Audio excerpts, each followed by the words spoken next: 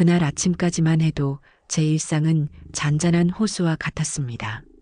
남편이 떠나고 홀로 남은 이 넓은 집은 때로는 적적했지만 수십 년의 세월이 켜켜이 쌓인 저만의 왕국이었어요.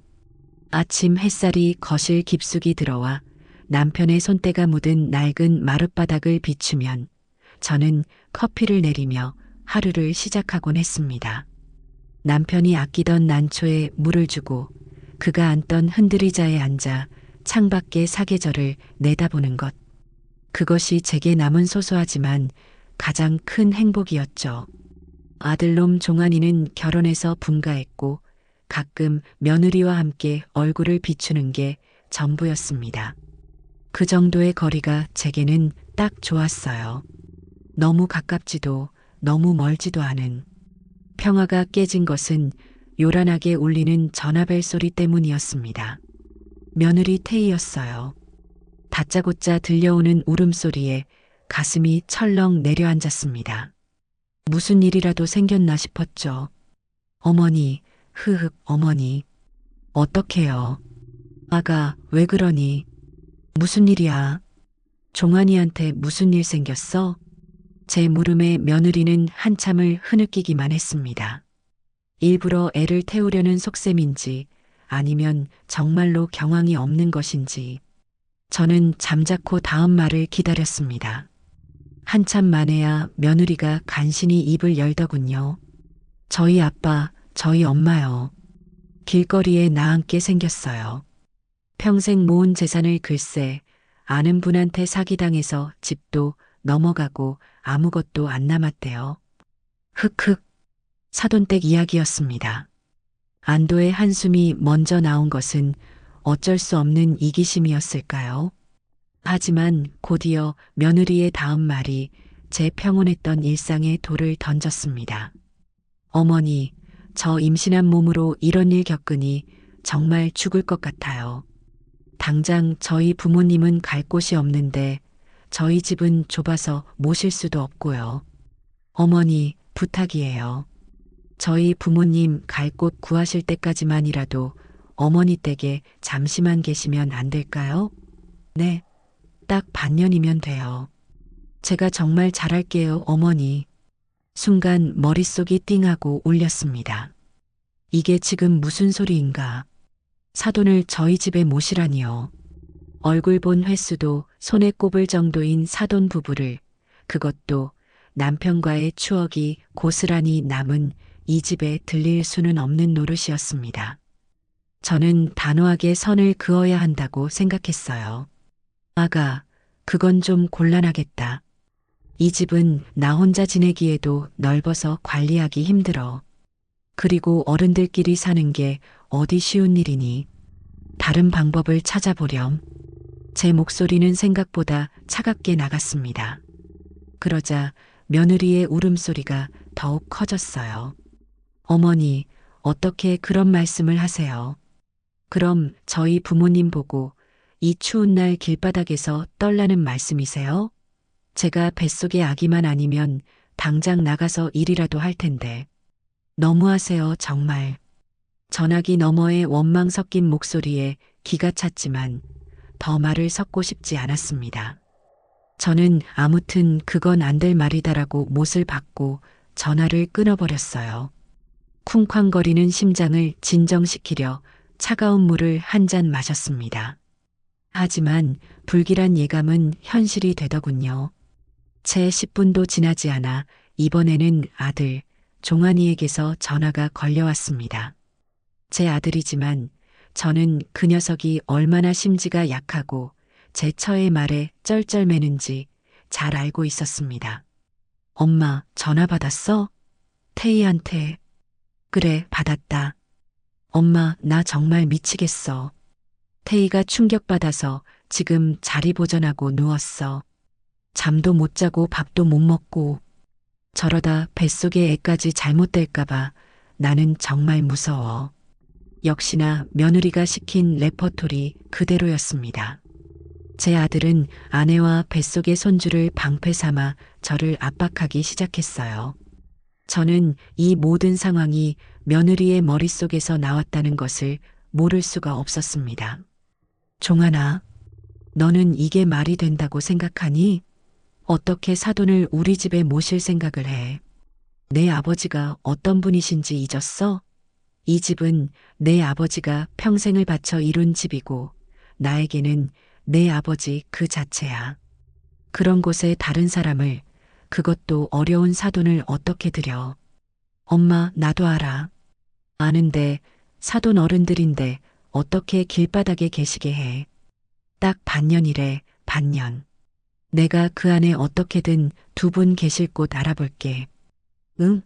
엄마만 믿을게, 제발. 태희가 엄마한테 정말 잘할 거야. 우리 복덩이 태어나면 제일 먼저 엄마한테 보여줄 거고. 아들은 제발, 제발, 이라는 말을 반복하며 제게 매달렸습니다. 아들의 애원에 마음 한구석이 무너져 내리는 것을 느꼈어요.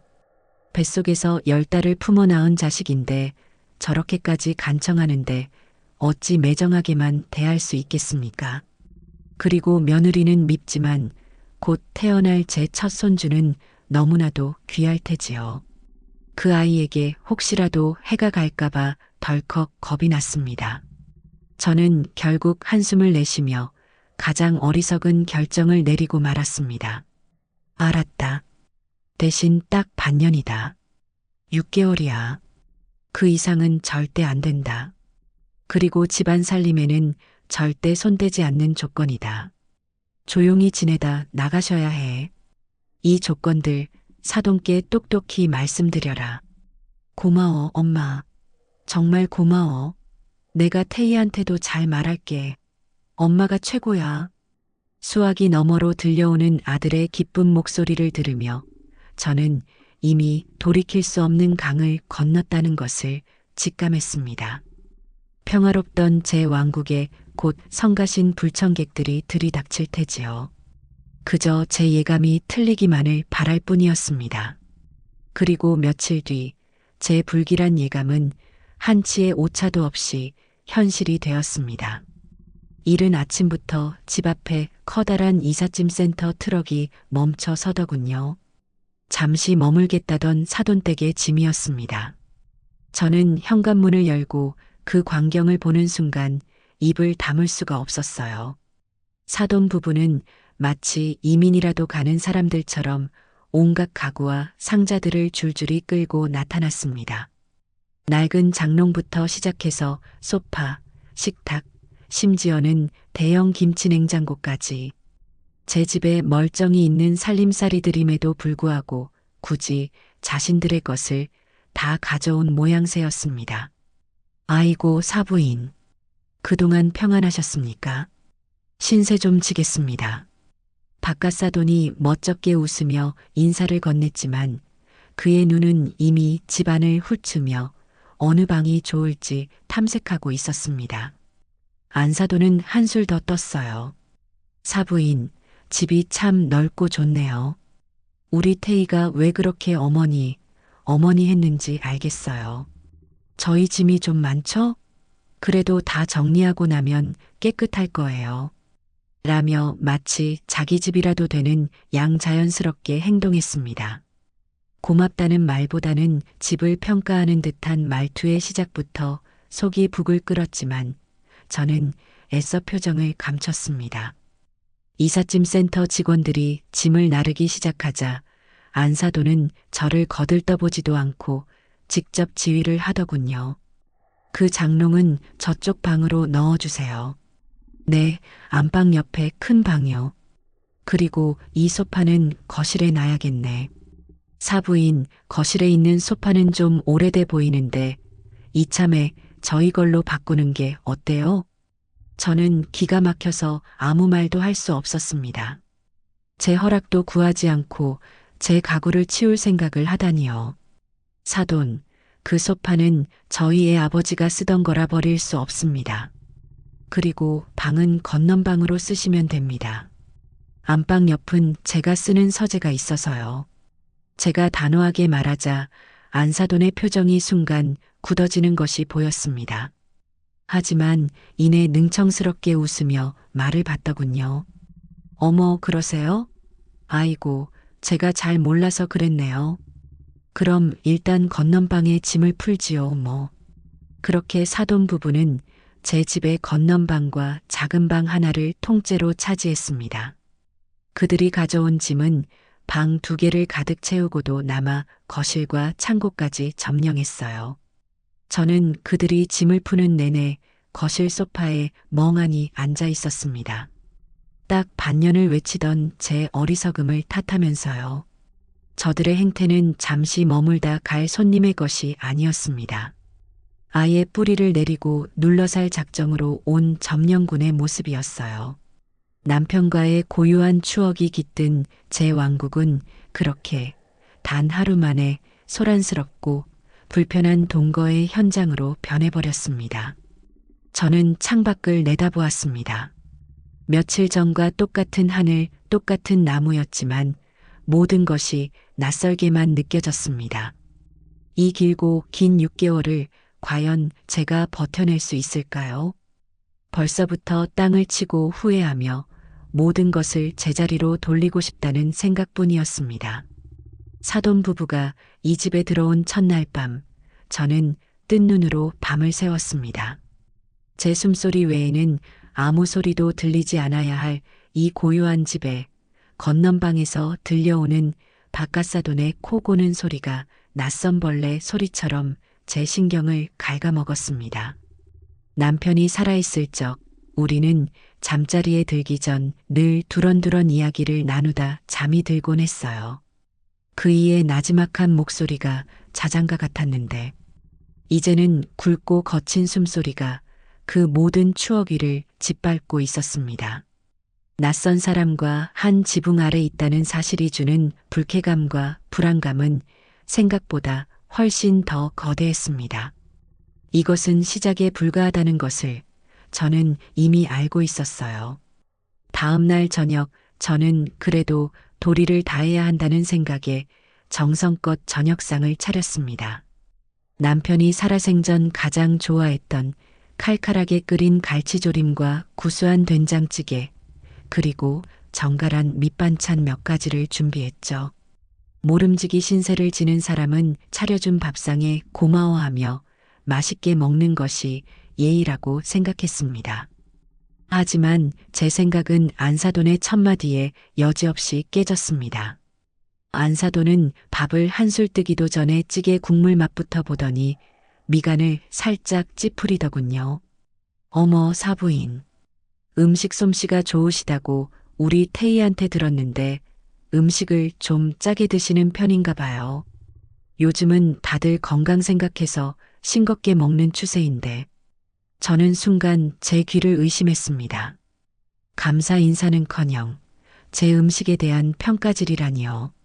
수십 년간 제 손맛에 길들여진 가족과 손님들은 모두 맛있다고 칭찬했던 음식입니다. 바깥사돈은 한술 더 떴습니다.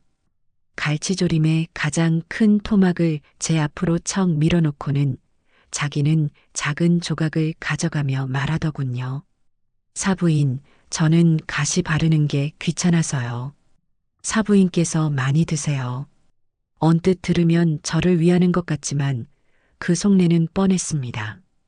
가장 먹기 좋은 부위는 발라먹기 귀찮으니 손이 많이 가는 꼬리 쪽이나 먹겠다는 신보였죠. 저는 아무 말 없이 숟가락을 들었습니다. 무슨 말을 한들 저들의 교양 없는 언행이 바뀔 리 없다는 것을 깨달았기 때문이에요. 식사가 진행되는 내내 그들의 불평은 그치지 않았습니다. 이 나물은 너무 물렀네요. 우리 집은 아삭하게 무쳐 먹는데 밥이 좀 진 것 같아요. 다음엔 물을 조금 덜 잡으셔야겠어요. 마치 고급 식당에 온 미식가라도 된 것처럼 제 정성에 사사건건 토를 달았습니다. 저는 애써 태어난 척 식사를 마쳤지만 밥이 코로 들어가는지 입으로 들어가는지 모를 지경이었습니다. 남편과 아들은 제가 차려준 밥상을 받을 때마다 세상에서 제일 행복한 표정으로 잘 먹겠습니다를 외치곤 했는데 밥상머리에서부터 사람을 이토록 불쾌하게 만드는 재주도 참으로 대단하다 싶었어요. 식사가 끝나자 그들은 기다렸다는 듯 숟가락만 놓고 소파로 가버렸습니다. 설거지가 산더미처럼 쌓인 부엌에 홀로 남겨진 저는 갈치조림을 담았던 냄비를 철수세미로 문지르며 울분을 삼켰습니다. 냄비를 닦는 것인지 제 속을 닦는 것인지 모를 밤이었습니다. 식탁에서의 전쟁이 서막이었다면 거실에서의 전쟁은 본격적인 영역 다툼이었습니다. 저희 집 거실에는 남편이 큰맘 먹고 샀던 큼지막한 소파와 텔레비전이 있습니다. 저녁 식사를 마치고 소파에 앉아 9시 뉴스와 일일 드라마를 연달아 보는 것이 제 유일한 낙이었어요. 하지만 사돈 부부가 온 뒤로 그 소박한 행복은 산산조각 났습니다. 그들은 저녁 식사가 끝나기 무섭게 소파의 가장 좋은 자리를 차지하고는 리모컨을 자기들 손에 넣었습니다. 제가 뉴스 좀 보자고 하면 바깥사돈은 대꾸도 없이 채널을 돌려버렸어요. 시끄러운 트로트 경연 프로그램이나 온갖 막장 설정이 난무하는 드라마 채널에 고정해놓고는 볼륨을 귀가 아플 정도로 키웠습니다.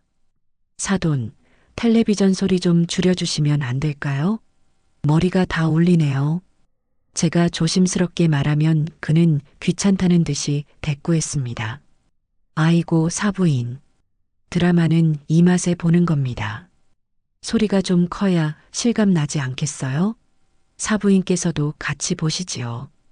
이거 아주 재미납니다.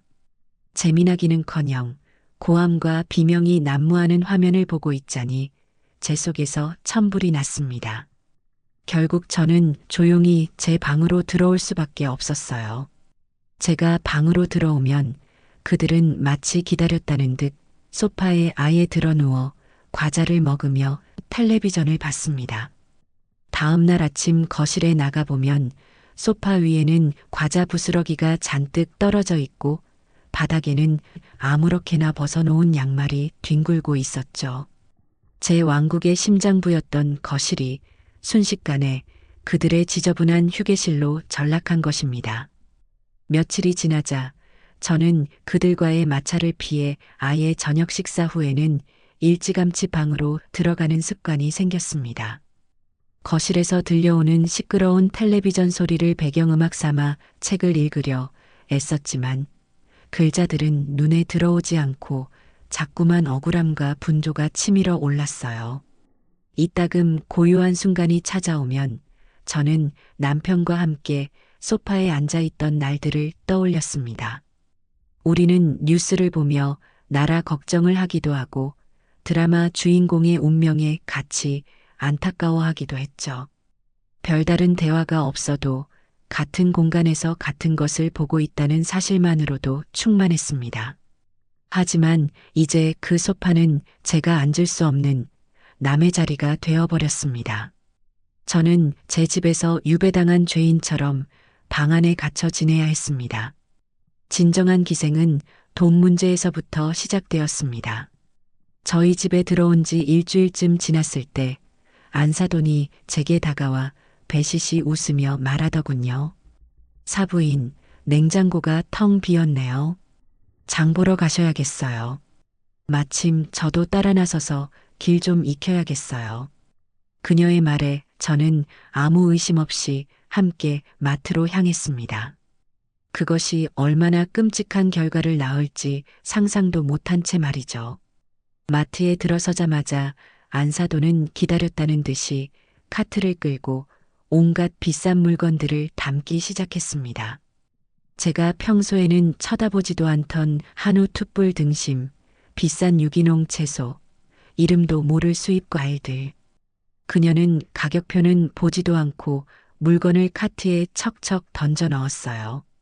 사돈, 이건 너무 비싼데요. 제가 보다 못해 한마디 하자 그녀는 아무렇지 않게 대꾸했습니다. 어머 사부인, 우리 태희가 임신했는데 좋은 것만 먹여야죠. 다 우리 손주 입으로 들어갈 건데 이런 걸 아끼시면 쓰나요? 제가 나중에 가서 맛있는 거 해줘야지요. 그녀는 모든 지출의 명분을 임신한 며느리와 뱃속의 손주에게 돌렸습니다. 제가 더 이상 반박할 수 없도록 교묘하게 입을 막아버리는 것이었죠. 그녀는 자기들이 먹을 영양제와 간식거리, 심지어 바깥사돈이 마실 비싼 맥주까지 잔뜩 담았습니다. 카트는 순식간에 산처럼 쌓였고 계산대에 선 저는 제 눈을 의심해야 했습니다. 평소 장을 보면 10만 원을 넘기기 힘들었는데 그날 계산서에 찍힌 금액은 40만 원에 육박했습니다. 저는 떨리는 손으로 카드를 내밀었습니다. 안사돈은 옆에서 그 모습을 지켜보며 흡족한 미소를 짓고 있었어요. 그녀의 얼굴에서 고맙다는 감정은 조금도 찾아볼 수 없었습니다. 오직 당연하다는 뻔뻔함만이 가득했죠. 집으로 돌아오는 내내 차 안에는 침묵이 흘렀습니다. 저는 핸들을 쥔 손에 힘을 주며 분노를 사겼고 안사돈은 마치 큰 승리라도 거둔 장군처럼 창밖을 내다보며 콧노래를 흥얼거렸습니다. 집에 도착하자마자 안사돈은 자기가 사온 물건들을 냉장고의 가장 좋은 자리에 차곡차곡 채워 넣었습니다. 제가 원래 넣어두었던 반찬통들은 구석으로 밀려나고 그녀가 사온 값비싼 식재료들이 냉장고의 주인이 되었어요. 그날 이후로 이런 일은 반복되었습니다. 그녀는 마치 제 지갑을 자기 것인 양 마음대로 썼습니다. 전기요금과 가스요금 고지서를 받아든 날, 저는 또 한 번 경악해야 했습니다. 지난달보다 2배나 많은 금액이 찍혀 있었어요. 그들은 밤낮 없이 모든 방에 불을 켜놓고 춥지도 않은 날씨에 난방을 펑펑 돌렸습니다. 제가 한마디라도 할라치면 나이 드니 뼈가 시려서 그렇다는 대답만 돌아왔습니다. 그들은 제 돈과 제 집을 좀먹는 기생충과 다름없었습니다. 고맙다는 말 한마디 없이, 미안한 기색 하나 없이 오직 자신들의 안위와 편안함만을 추구했어요. 저는 매일 밤 잠자리에 누워 천장에 대고 물었습니다. 여보, 내가 지금 잘하고 있는 걸까요? 당신이 이 모습을 본다면 얼마나 가슴 아파할까요? 대답 없는 메아리만이 텅 빈 제 마음을 맴돌았습니다. 저는 깨닫기 시작했습니다. 이것은 단순한 불편함의 문제가 아니었습니다. 이것은 제 남은 인생과 남편과의 소중한 추억이 깃든 이 집을 지키기 위한 전쟁이었습니다. 그리고 이 전쟁에서 저는 결코 물러설 수 없었습니다. 시간이 흐를수록 사돈 부부의 행동은 노골적으로 변해갔습니다. 처음에는 눈치를 보는 척이라도 하더니 이제는 제 집을 완전히 자기들 소유인 양 여기는 듯 했어요. 그들의 만행 중에서도 저를 가장 참을 수 없게 만든 것은 바로 제 부엌에 대한 침범이었습니다. 부엌은 여자의 자존심이자 성역이라고들 하지요. 수십 년간 제 손길이 닿지 않은 곳이 없는, 제 눈을 감고도 모든 물건의 위치를 찾아낼 수 있는 저만의 공간이었습니다. 하지만 안사돈은 그 신성한 공간을 야금야금 점령하기 시작했습니다. 처음에는 사소한 간섭으로 시작되었어요. 제가 설거지를 하고 있으면 옆에 와서 사부인, 그릇은 그렇게 헹구면 세제가 남아요라며 잔소리를 하거나 제가 아끼는 무쇠 냄비를 보고는 요즘 누가 이렇게 무거운 걸 써요. 손목 나가요라며 타박을 주곤 했습니다. 저는 그저 그러려니 못 들은 척 넘기려 애썼습니다. 하지만 그녀의 간섭은 날이 갈수록 대담해졌습니다. 어느 날 제가 친구들과 점심 약속이 있어 외출했다 돌아오니 부엌이 완전히 뒤집혀 있었습니다. 제가 수십 년간 써왔던 그릇과 냄비, 수저의 위치가 전부 바뀌어 있었어요. 안사돈이 효율적이라며 자기 편한 대로 정리를 해놓은 것이었습니다.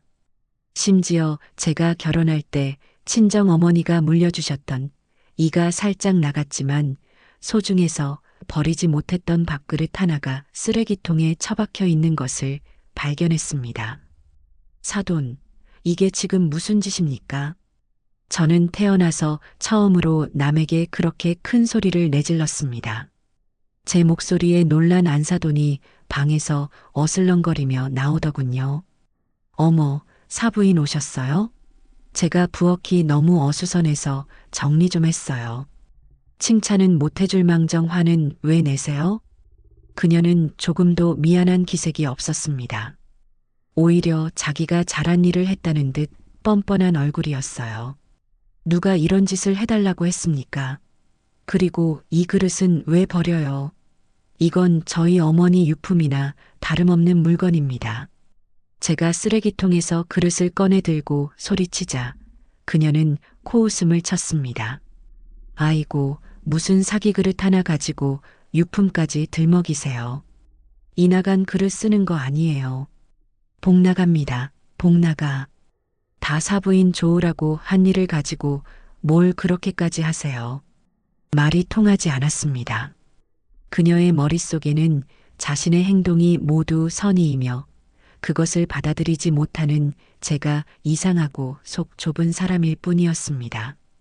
그날 이후로 그녀는 아예 부엌의 주인 행세를 하기 시작했습니다.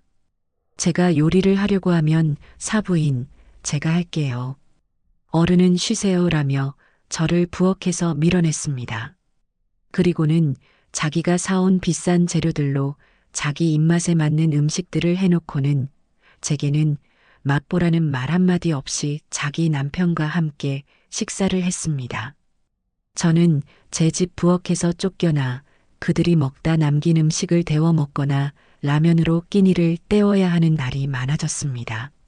남편의 삼시세끼를 정성껏 차려내던 그 부엌에서 저는 이제 식모만도 못한 존재가 되어버린 것입니다.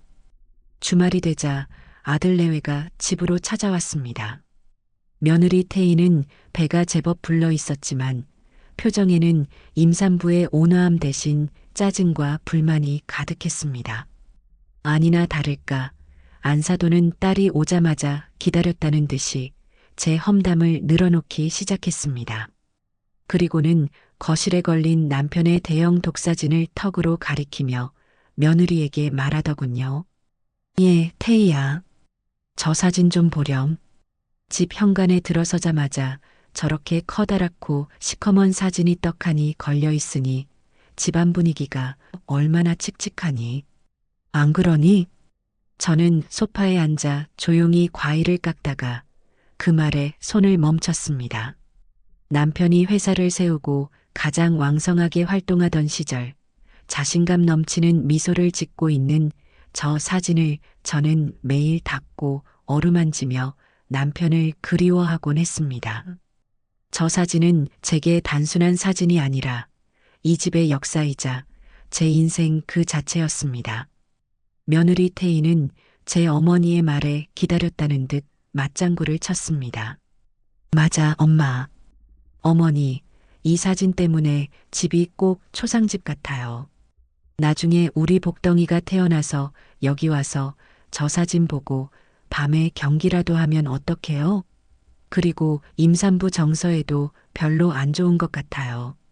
저 사진은 그냥 안방에 작게 하나 두시고 여기에는 화사한 꽃 그림 같은 걸 꺼는 게 훨씬 좋겠어요. 저는 과도를 쥔 손에 힘이 들어가는 것을 느꼈습니다.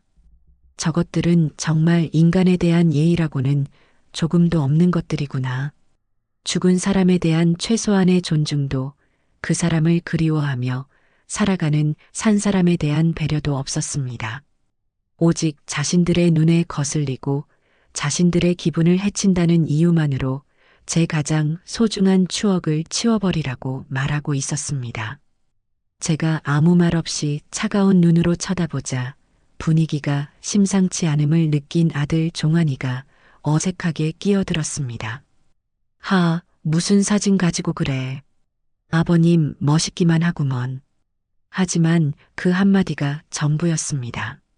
제 아들은 자기 아내와 장모의 무례한 언행을 제지하기는커녕 어색한 웃음으로 상황을 넘기려고만 했어요. 그 나약하고 비겁한 태도에 저는 남편의 사진보다도 제 아들을 향한 실망감에 더욱 가슴이 아팠습니다. 제가 조용히 입을 열었습니다. 그 사진은 내 아버지가 돌아가시는 날까지 저 자리에 있을 게다. 그게 보기 싫으면 너희가 이 집에 오지 않으면 될 일이야. 제 목소리에는 서리빨 같은 냉기가 서려 있었습니다. 거실의 공기가 순간 얼어붙었습니다. 안사돈과 며느리는 제 대답이 뜻밖이라는 듯 불쾌한 표정을 감추지 못했어요. 그날 아들 내외는 저녁도 먹지 않고 서둘러 집을 떠났습니다. 그들이 떠난 뒤 저는 한참 동안이나 남편의 사진 앞에 서 있었습니다. 사진 속 남편은 여전히 자신만만한 미소를 짓고 있었지만 제 눈에는 그 미소가 몹시도 외로워 보였습니다. 여보, 미안해요. 내가 당신을 그리고 당신과의 추억을 제대로 지켜주지 못하고 있어요. 눈물이 뺨을 타고 흘러내렸습니다. 그날 밤 예상대로 아들에게서 전화가 걸려왔습니다. 저는 받지 않았습니다. 할 말이 뻔했기 때문이죠. 아니나 다를까 잠시 후 이번에는 며느리 태희에게서 전화가 오더군요. 받지 않으려다 무슨 말을 하는지 드러나 보자는 생각에 통화 버튼을 눌렀습니다. 어머니, 저 태희예요. 오늘 저희 엄마랑 제가 한 말 때문에 화나셨어요? 목소리는 지극히 상냥했지만 그 안에는 가시가 숨어 있었습니다. 화가 난 게 아니라 너희가 무례한 거지. 어떻게 죽은 시아버지 사진을 치우라는 말을 그렇게 쉽게 할 수가 있니? 어머니, 저희가 언제 치우라고 했어요.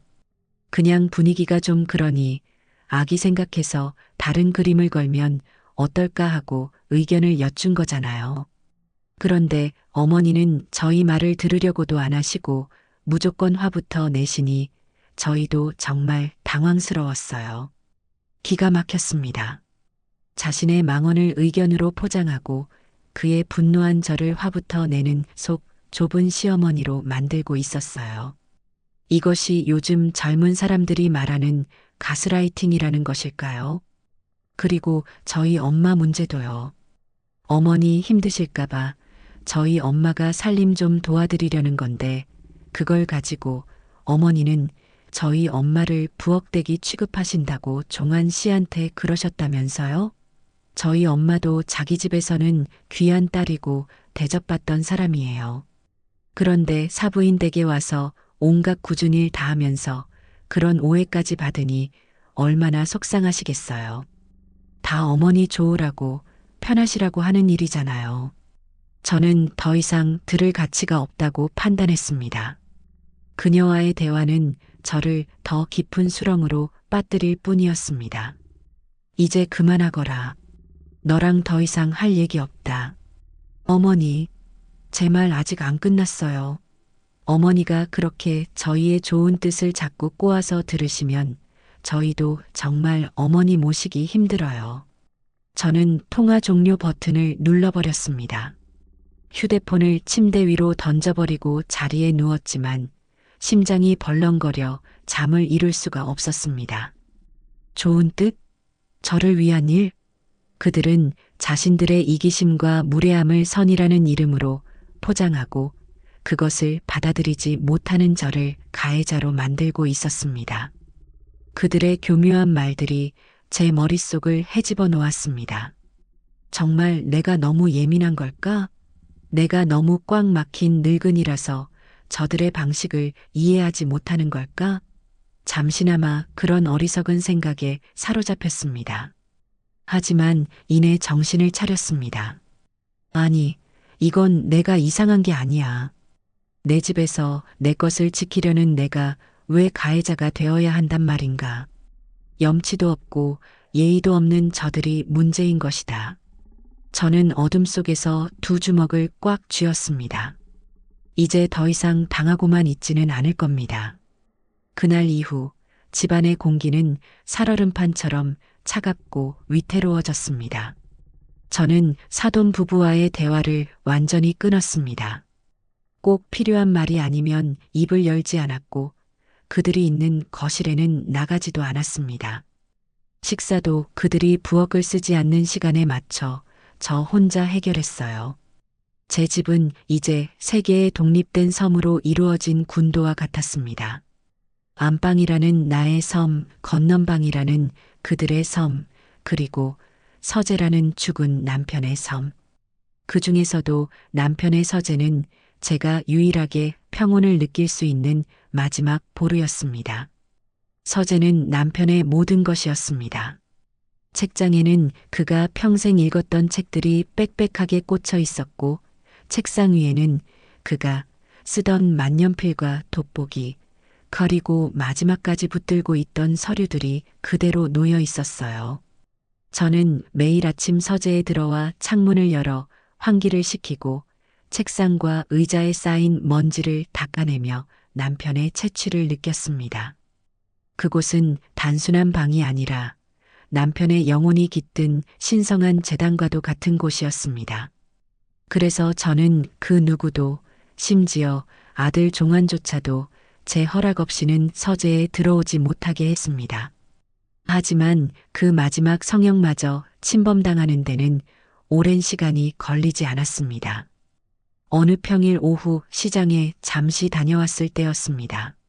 현관문을 열고 들어서는데 평소라면 굳게 닫혀 있어야 할 서재 문이 살짝 열려 있는 것을 발견했습니다. 가슴이 철렁 내려앉았어요. 저는 신발도 벗는 둥 마는 둥 서재로 달려갔습니다. 그리고 그 안에서 바깥사돈이 남편의 흔들의자에 앉아 다리를 꼬고 창밖을 내다보고 있는 모습을 보게 되었습니다. 지금 여기서 뭘 하시는 겁니까? 제 고함 소리에 그가 느릿하게 고개를 돌렸습니다. 그는 조금도 놀라거나 미안해하는 기색이 없었어요. 오히려 귀찮은 방해꾼을 만났다는 표정이었죠. 아이고, 사부인 오셨소. 이 방이 전망이 제일 좋구먼. 창밖 구경 좀 하고 있었지. 그의 손에는 남편이 아끼던 바둑판의 바둑알 몇 개가 쥐어져 있었습니다. 남편의 책상 위는 그가 만진 듯 살짝 흐트러져 있었고요. 저는 제 몸의 모든 피가 머리끝으로 솟구치는 것을 느꼈습니다. 누가 멋대로 여기 들어오라고 했습니까? 당장 나오세요. 여긴 사돈께서 들어올 곳이 아닙니다. 허허, 사람 참 야박하게 구네. 방 구경 좀 하는 걸 가지고 뭘 그리 화를 내시오? 문도 안 잠겨 있기에 그냥 들어와 본 거지. 무슨 큰일이라도 난 것처럼 소리를 지르고 그래. 그는 끝까지 자기가 뭘 잘못했는지 모르는 듯 했습니다. 문이 안 잠겨 있어서 들어왔다는 그의 말은 열린 대문은 내 집이나 마찬가지라는 도둑놈의 신보와 다를 바가 없었어요. 그는 마지못해 자리에서 일어나 삐걱거리며 서재를 나갔습니다. 저는 그가 나간 뒤에도 한참 동안이나 그 자리에 서서 부들부들 떨어야 했습니다. 남편 외에는 그 누구도 앉지 않았던 저 흔들의자에 남편 외에는 그 누구도 만지지 않았던 저 바둑알에 저속하고 무례한 타인의 흔적이 묻어버렸다는 사실이 견딜 수 없이 고통스러웠습니다. 저는 걸레를 빨아와 그가 앉았던 의자와 그가 만졌던 모든 것을 미친 듯이 닦아냈습니다. 마치 더러운 오물을 닦아내듯이요. 하지만 아무리 닦아내도 그 불쾌한 기분은 사라지지 않았습니다. 저의 마지막 보루가 더럽혀졌다는 생각에 절망감이 밀려왔습니다. 그들의 만행은 거기서 그치지 않았습니다. 주말이 되어 또다시 아들 내외가 찾아왔습니다. 이제 저는 그들이 오는 주말이 두려워지기 시작했습니다. 그들이 한데 뭉치면 그들의 뻔뻔함과 무례함은 3배, 4배로 증폭되었기 때문이죠. 아니나 다를까 그들은 거실 소파에 둘러앉아 자기들끼리 희희낙낙하며 대화를 나누고 있었습니다.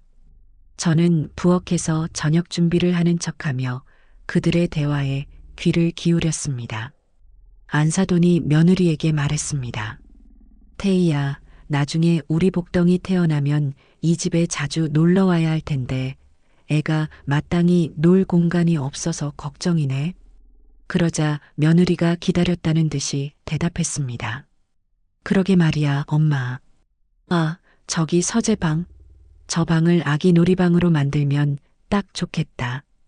어차피 지금은 아무도 안 쓰는 창고 같은 방이잖아. 저기 있는 낡은 책이랑 가구들 싹 치워버리고 예쁜 매트 깔고 장난감으로 채워주면 우리 복덩이가 얼마나 좋아하겠어. 저는 손에 들고 있던 칼을 놓칠 뻔했습니다. 창고 같은 방, 낡은 책과 가구, 남편의 인생과 저의 추억이 담긴 그 신성한 공간을 그들은 한낱 창고 취급하며 자신들의 손주를 위한 놀이방으로 만들 계획을 세우고 있었습니다. 더 무서운 것은 그들의 대화에 끼어들지 않고 잠자코 듣고만 있는 제 아들 오종환의 존재였습니다. 그는 자기 아버지의 서재를 없애버리자는 끔찍한 계획에 단 한마디의 반대도 하지 않았습니다. 그저 침묵으로 동조하고 있을 뿐이었죠. 저는 더 이상 참을 수가 없었습니다. 그들의 대화를 끊어야 했습니다. 하지만 지금 당장 뛰쳐나가 소리를 지르는 것은 현명하지 못한 방법이라는 생각이 들었어요. 그들은 또다시 저를 예민하고 속 좁은 늙은이로 몰아갈 테니까요. 저는 대신 다른 방법으로 제 의지를 보여주기로 결심했습니다.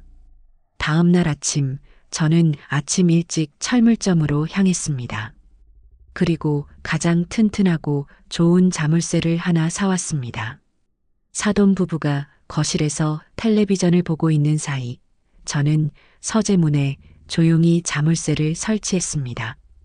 드릴 소리가 나지 않도록 수동 드라이버로 나사를 하나하나 조심스럽게 박았습니다. 찰칵하고 자물쇠가 잠기는 소리가 나자 저는 비로소 약간의 안도감을 느꼈습니다. 이것은 단순한 자물쇠가 아니었습니다.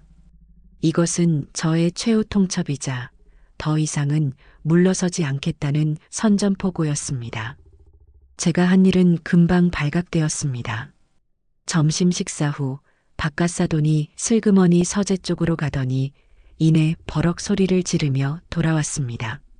사부인, 아니 문을 왜 잠가 놓은 거요? 지금 우리를 도둑으로 의심하는 거요? 안사돈도 합세했습니다. 세상에 세상에.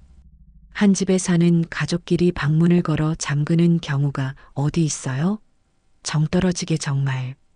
저 방 안에 뭘 그렇게 대단한 걸 숨겨놨기에 저러신데? 그들은 마치 제가 엄청난 잘못이라도 저지른 것처럼 저를 몰아세웠습니다. 저는 조용히 찻잔을 내려놓고 그들을 마주 보았습니다. 그리고 제 인생에서 가장 차갑고 단호한 목소리로 말했습니다. 그 방은 제 공간입니다. 제 허락 없이는 그 누구도 들어갈 수 없습니다. 의심하는 것이 아니라 제 것을 지키려는 겁니다. 그게 그렇게 불쾌하시면 처음 약속대로 이 집에서 나가시면 됩니다. 제 말에 두 사람의 얼굴이 시뻘게 달아올랐습니다. 그들은 분노에 차서 씩씩거렸지만 나가라는 제 말에는 차마 대꾸하지 못했습니다. 그 순간 저는 깨달았습니다. 그들에게는 분노할 자격도 억울해할 자격도 없다는 것을요. 그들은 오직 이 집이 주는 안락함과 편의를 빼앗길까봐 두려워하고 있을 뿐이었습니다. 그들의 민낯을 확인한 순간 제 마음속의 두려움과 망설임이 눈 녹듯 사라졌습니다. 이제 남은 것은 차가운 결심뿐이었습니다. 이 지긋지긋한 동거를 끝내야 할 시간이 다가오고 있었습니다. 저는 그날 밤 제 방 책상에 앉아 조용히 전화번호부를 넘기기 시작했습니다. 이제는 저를 도와줄 사람이 필요했습니다. 이 전쟁을 끝내기 위한 저만의 계획을 세워야 했습니다. 서재 문에 자물쇠를 채운 이후 집안의 냉전은 극에 달했습니다. 사돈 부부는 저를 거의 없는 사람 취급했어요. 제가 거실에라도 나갈라치면 헛기침을 해대거나 일부러 자기들끼리 들으라는 듯 큰 소리로 저에 대한 험담을 주고받았습니다. 나이 들수록 속이 좁아지니 원, 자식 고생시키는 늙은이가 제일 딱한 법이지 등등. 날이 선말들이 비수처럼 날아와 제 가슴에 박혔습니다. 하지만 저는 아무렇지 않은 척 그들의 말을 귓등으로 흘려보냈습니다. 이미 제 마음속에서는 더 큰 계획이 자라고 있었기 때문입니다. 그들의 사소한 도발에 일일이 대응할 가치조차 느끼지 못했어요. 폭풍이 몰아치기 전에 고요함처럼 저는 제 안의 분노를 차곡차곡 쌓아 올리며 결정적인 순간을 기다리고 있었습니다. 그날은 유난히 잠이 오지 않는 밤이었습니다. 창밖은 칠흑같이 어두웠고 시계는 이미 새벽 2시를 가리키고 있었어요. 답답한 마음에 시원한 물이라도 한 잔 마실까 싶어 조용히 안방문을 열고 거실로 나갔습니다. 그런데 어둠 속에서 희미한 불빛과 함께 소곤거리는 목소리가 들려왔습니다. 안사돈이었습니다. 그녀는 거실 소파에 앉아 휴대폰을 붙들고 누군가와 통화를 하고 있었어요. 저를 의식하지 못했는지 혹은 제가 잠든 줄로만 알았는지 그녀의 목소리에는 평소의 가식 대신 노골적인 불만과 악의가 가득 담겨 있었습니다. 상대는 물어보나 마나 며느리 태희일 테지요. 저는 발소리를 죽인 채 식탁 의자 뒤 어둠 속에 몸을 숨겼습니다. 그리고 제 인생을 송두리째 바꿔놓을 그 끔찍한 대화를 듣게 되었습니다. 아이고, 태희야.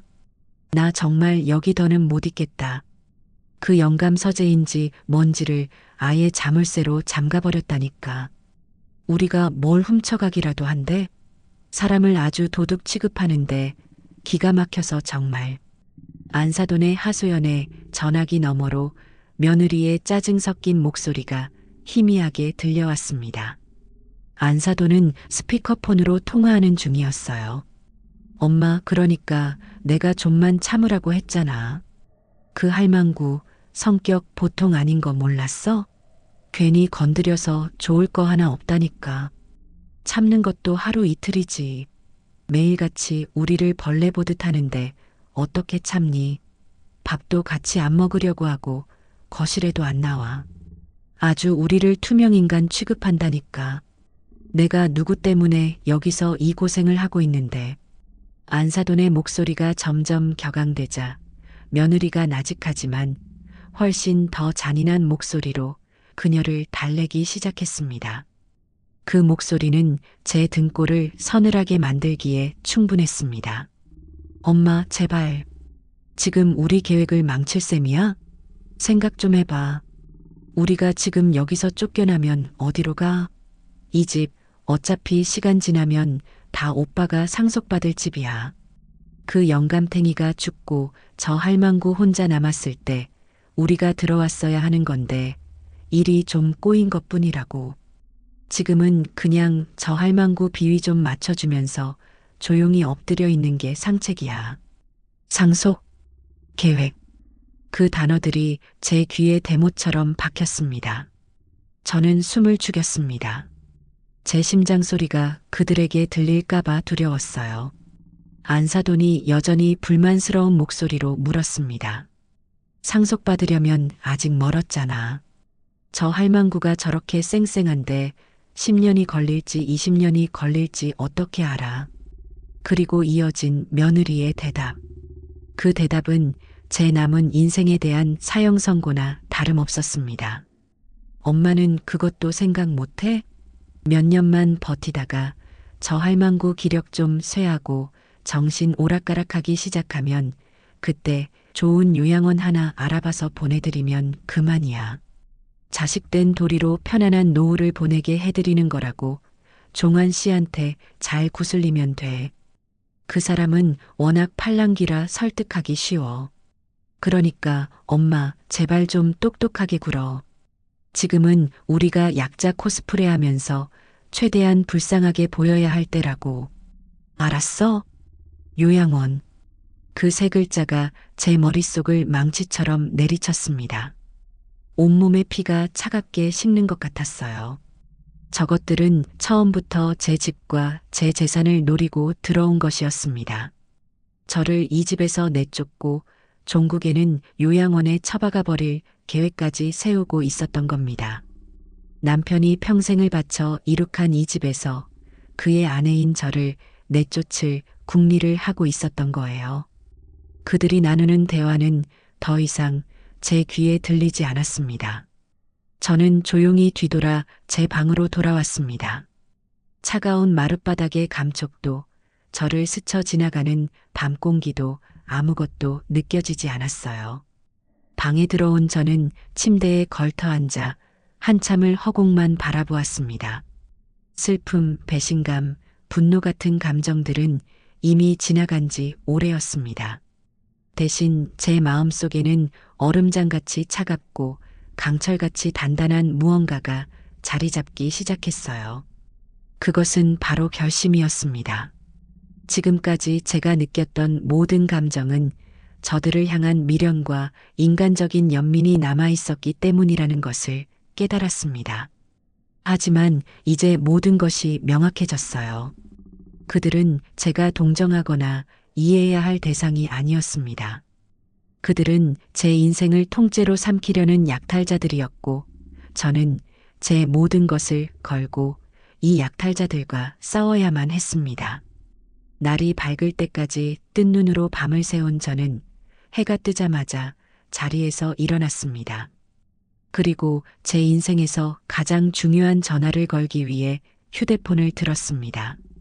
수십 년간 알고 지낸 남편의 오랜 친구이기도 한 부동산 중개인 박 사장. 그는 누구보다 제 사정을 잘 이해해주고 제 편이 되어줄 유일한 사람이었습니다. 신호음이 몇 번 울리고 잠결에 전화를 받은 듯한 박 사장의 목소리가 들려왔습니다. 여보세요? 박 사장님, 저 박미순입니다. 이렇게 이른 아침부터 죄송합니다. 제 목소리가 평소와 다르다는 것을 느꼈는지 박 사장의 목소리가 조금 또렷해졌습니다. 아이고, 사부인이시구먼. 무슨 일이라도 있으시오? 이 시간에. 저는 잠시 숨을 골랐습니다. 그리고 제 인생을 건 싸움의 첫 발을 내디뎠습니다. 사장님, 저희 집 팔아야겠습니다. 네, 집을요? 아니, 그 좋은 집을 갑자기 왜 파시오? 무슨 우환이라도 있는 겁니까? 박 사장의 놀란 목소리에 저는 차분하지만 단호하게 대답했습니다. 우환은 없습니다. 그냥 이제는 이 집을 정리하고 싶어졌어요. 사장님, 조건이 있습니다. 절대로 이 집을 내놓았다는 소문이 나면 안 됩니다. 그리고 현금으로 일시불에 사실 수 있는 분을 최대한 빨리 찾아주셔야 합니다. 시세보다 조금 싸게 내놓아도 상관없습니다. 조용하고 신속하게. 그렇게만 처리해 주실 수 있겠습니까? 제 목소리에 담긴 비장함을 느꼈는지 박 사장은 잠시 침묵하다가 낮은 목소리로 대답했습니다. 알겠습니다, 사부인. 자세한 이야기는 만나서 하시지요. 제가 오늘 중으로 한번 들르겠습니다. 아무도 없을 시간에 맞춰서요. 전화를 끊고 저는 창밖을 내다보았습니다. 동쪽 하늘이 붉게 물들며 새로운 아침이 밝아오고 있었습니다. 어젯밤과는 완전히 다른 아침이었어요. 제 마음속을 가득 채웠던 혼란과 절망의 어둠은 거치고 차갑고 명징한 결단만이 남아 있었습니다. 그들은 저를 요양원에 보낼 계획을 세웠지만 오히려 그들이 이 집에서 쫓겨나 길바닥을 헤매게 될 것입니다. 저는 제 손으로 직접 그들의 계획을 박살내고 제 인생의 주도권을 되찾아올 겁니다. 남편의 사진을 바라보았습니다. 사진 속 그는 여전히 자신만만하게 웃고 있었어요. 여보, 이제 내가 어떻게 하는지 잘 봐요. 당신이 남겨준 이 소중한 성을 내가 어떻게 지켜내는지. 저는 나직이 속삭이며 제 자신과 그리고 남편에게 굳게 맹세했습니다. 이제부터 진짜 전쟁 시작입니다. 그날 이후 저는 완벽한 연기자가 되어야 했습니다. 제 마음속에서는 복수의 칼날을 갈고 있었지만 겉으로는 아무것도 모르는 순한 양처럼 행동해야 했죠. 사돈 부부의 의심을 사지 않고 그들의 경계심을 무너뜨리는 것, 그것이 제 계획의 첫 번째 단계였습니다. 아침 식사 시간이 되자 저는 오랜만에 부엌에 나가 밥을 차렸습니다. 제가 먼저 식탁에 앉아 사돈, 아침 드세요라고 말을 건네자 그들은 놀란 눈으로 저를 쳐다보더군요. 어이구, 해가 서쪽에서 뜨겠네. 사부인께서 웬일로 아침을 다 차리시고. 바깥사돈이 비아냥거리듯 말했지만 저는 못 들은 척 웃으며 대꾸했습니다. 어른들 모시고 살면서 제가 너무 소홀했던 것 같아서요. 어제 곰곰이 생각해봤는데 다 제가 속이 좁아서 그랬던 것 같습니다. 사돈께서 너그러이 이해해 주세요. 제 뜻밖의 사과에 그들은 잠시 당황하는 듯 했지만 이내 상황을 즐기기 시작했습니다. 그들은 제가 드디어 두 손 두 발 다 들고 항복했다고 생각하는 모양이었어요. 그들의 얼굴에 떠오른 거만하고 흡족한 미소를 저는 속으로 비웃으며 조용히 밥을 먹었습니다. 그래, 마음껏 우쭐해라. 너희가 그 우월감에 취해 있는 동안 너희의 발밑은 서서히 무너져 내리고 있을 테니. 오후가 되자 박 사장에게서 문자가 왔습니다. 사돈들 외출하시면 연락 주십시오. 저는 거실에서 셔츠를 다리고 있는 안사돈에게 슬쩍 말을 건넸습니다. 안사돈, 오늘 날씨가 참 좋네요. 매일 집에만 계시면 답답하실 텐데 바깥사돈이랑 바람이라도 쐬고 오시지요. 제가 용돈 좀 드릴 테니 맛있는 점심도 사드시고요. 저는 지갑에서 10만 원짜리 수표 한 장을 꺼내 그녀의 손에 쥐어주었습니다. 안사돈은 제 손에 들린 수표를 보고는 눈을 동그랗게 떴어요. 그녀는 잠시 저의 의도를 의심하는 듯 했지만 공짜 돈의 유혹은 그 의심을 금방 이겨냈습니다. 아이고 사부인, 뭘 이런 걸 다. 저희가 신세지는 처지에 받을 수 없지요.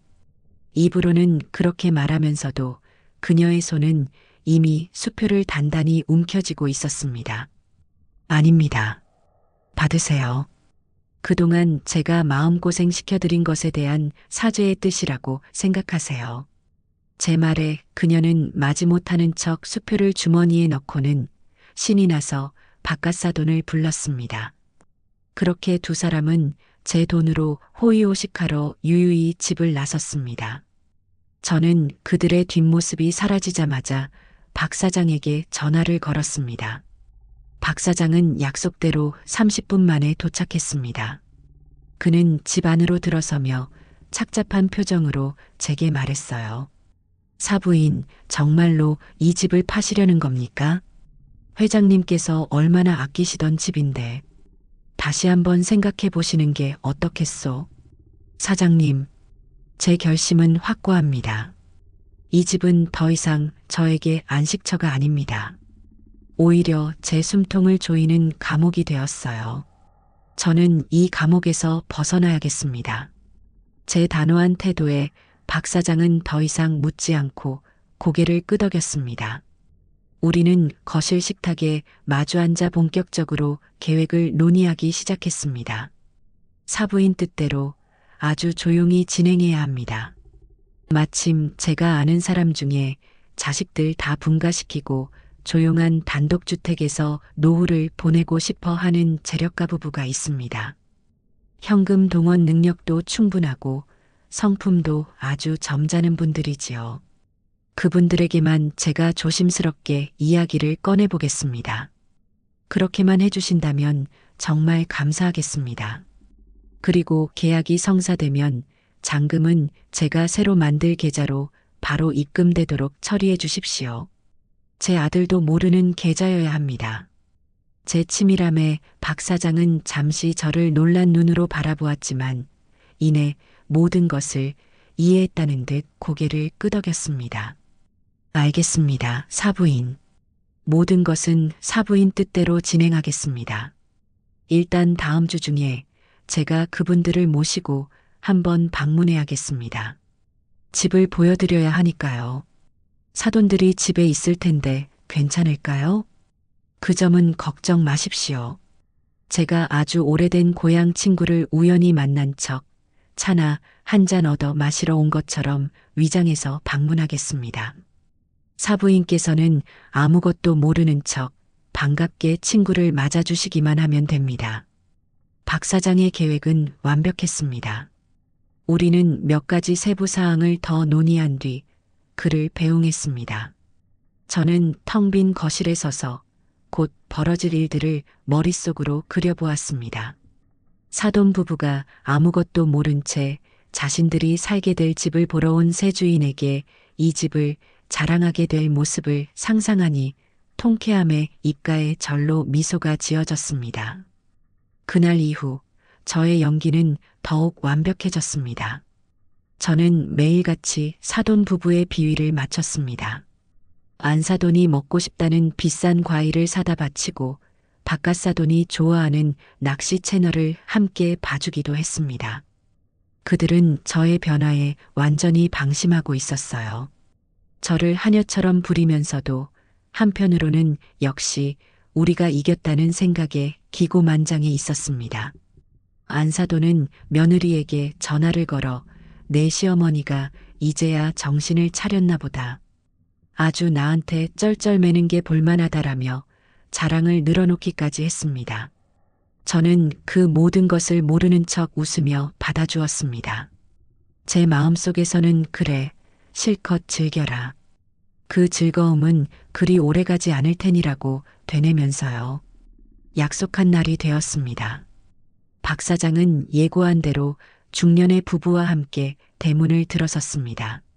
그는 저를 보자마자 마치 정말로 우연히 만난 것처럼 과장된 몸짓으로 외쳤습니다. 아이고, 이게 누구십니까? 사부인 아니십니까? 세상에, 제가 이 동네 사는 친구 집에 왔다가 혹시나 해서 들러봤는데 정말로 계셨구먼. 저 역시 능숙하게 연기를 펼쳤습니다.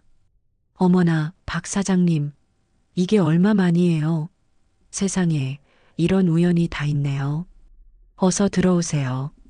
이분들은 누구신지요? 아, 제 고향 친구 부부입니다.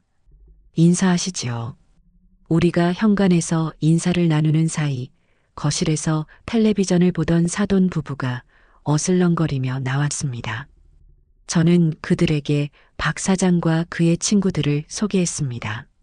사돈, 이쪽은 제 오랜 지인이신 박 사장님과 그 친구분들이세요. 우연히 길에서 만났지 뭐예요.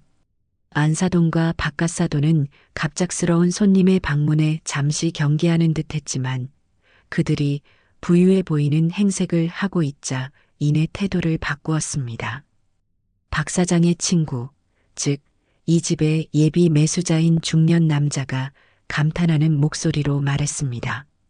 집이 정말 좋네요. 정원도 넓고 햇볕도 잘 들고 이런 집에서 살면 정말 좋겠습니다. 그의 칭찬에 안사돈이 마치 자기 집을 자랑하듯 나섰습니다. 그렇죠? 저희가 살아보니까 정말 좋아요. 조용하고 공기도 맑고 특히 저 정원은 저희 바깥 양반이 곧 예쁘게 텃밭으로 가꿀 예정이에요. 상추도 심고 고추도 심고 할 거랍니다. 저는 속으로 웃음을 삼켰습니다. 바깥사돈은 한술 더 떴습니다. 이 집이 터가 아주 좋은 터요. 이 집에 들어오고 나서부터 우리 딸 사업도 더 잘 풀리는 것 같고 아주 좋은 일만 생긴다니까. 그들은 자신들이 이 집의 주인이라도 되는 양 온갖 자랑을 늘어놓았습니다. 박 사장과 예비 매수자 부부는 의미심장한 미소를 교환하며 그들의 말을 들어주었습니다. 저는 그들에게 차를 대접하며 조용히 상황을 지켜보았습니다. 예비 매수자 부부는 집을 둘러보고 싶다고 했고 안사돈은 신이 나서 직접 안내를 자처했습니다. 이쪽 방이 저희가 쓰는 방인데 아주 넓고 좋아요. 저쪽은 창고로 쓰고 있고요. 2층도 있는데 거긴 잘 안 써서 비워뒀어요. 나중에 우리 손주 태어나면 다 아기 방으로 꾸며야지요.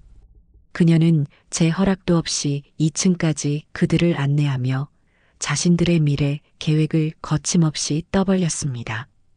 그들의 모습을 지켜보는 예비 매수자의 눈빛이 어떻게 변하는지 저는 똑똑히 보았습니다. 그것은 경멸과 연민이 뒤섞인 복잡한 눈빛이었습니다. 손님들이 돌아간 뒤 안사돈은 제게 흥분해서 말했습니다. 사부인, 아까 그 사람들 엄청 부자인가 봐요. 옷 입은 것 좀 봐.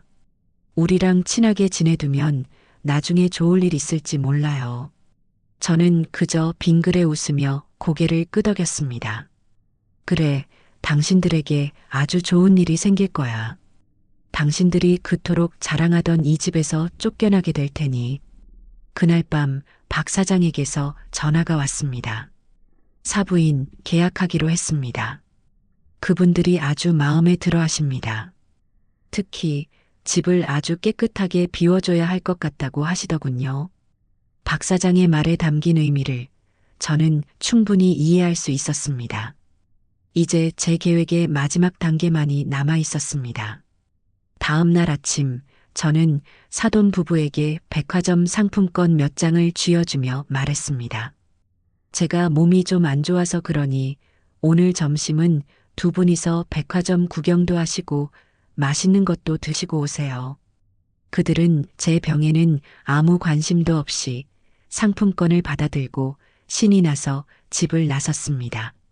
저는 그들이 떠나자마자 평생 입을 일이 없을 것 같던 가장 좋은 옷으로 갈아입고 집을 나섰습니다. 제 인생의 가장 중요한 계약을 하러 가는 길이었습니다. 박 사장의 부동산 사무실은 조용했습니다. 어제 만났던 매수자 부부가 저를 기다리고 있었죠. 그들은 저를 보자 안쓰러움과 존경심이 뒤섞인 눈빛으로 정중하게 인사를 했습니다. 우리는 군더더기 없는 대화 끝에 곧바로 매매 계약서에 도장을 찍었습니다. 제가 박미순이라고 쓰인 제 인감을 들어 계약서에 찍는 순간 묘한 해방감이 온몸을 감쌌습니다. 이 도장 하나가 저를 올가매던 모든 굴레를 끊어내는 것만 같았어요. 남편이 남겨준 이 집을 제 손으로 파는 것에 대한 미안함도 있었지만 그보다는 제 인생을 되찾았다는 안도감이 훨씬 더 컸습니다.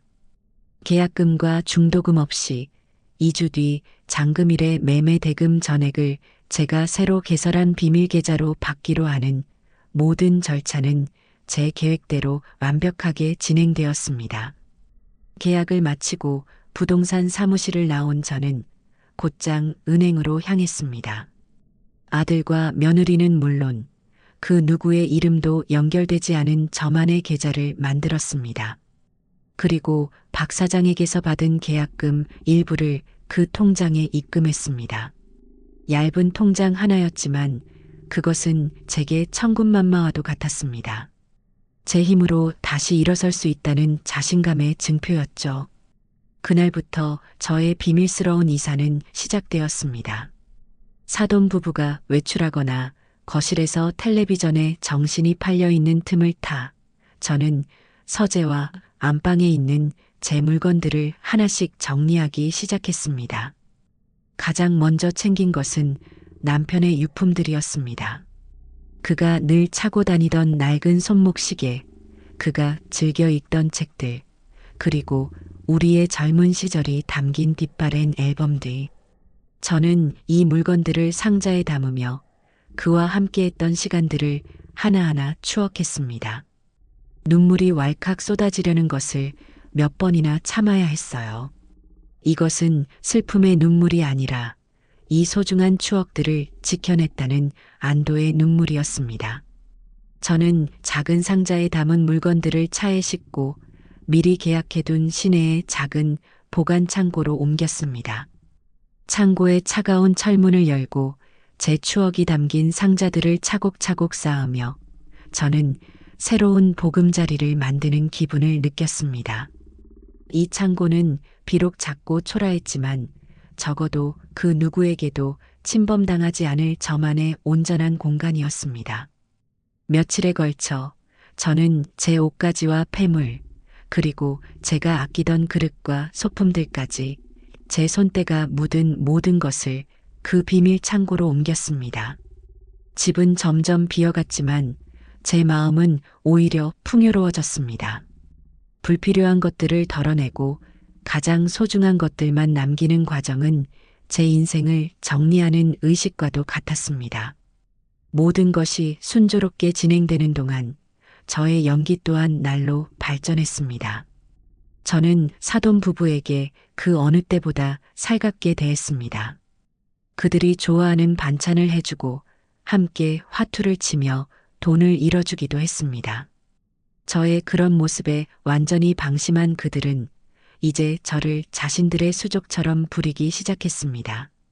사부인, 물 좀 떠다 주시오. 사부인, 어깨 좀 주물러 보시오.